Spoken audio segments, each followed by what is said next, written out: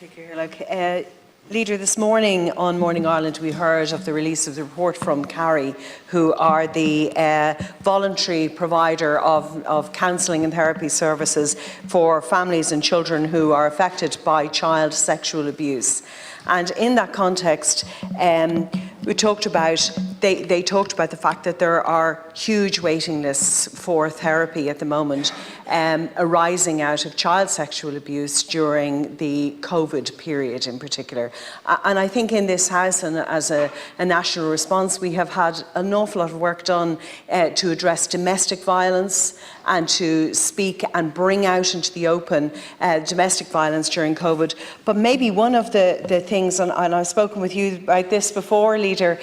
one of the things that Irish culture has yet to tackle is this conspiracy of silence over child sexual abuse within families. And I think this morning's report begins a discussion that if we have inordinate, at a time when people were obliged to stay in their homes and consequently children were abused in those homes, and now we have an extremely long list, a waiting list for therapy, we actually need to address what happens in the instances of child sexual abuse. How do families and communities deal with that? In my own counselling, as a counsellor, I have experienced women sit in front of me having outed a child sexual abuser in their family, only to see the male members of their family buy them a drink at the bar at family events, and that actually the energy goes into silencing the person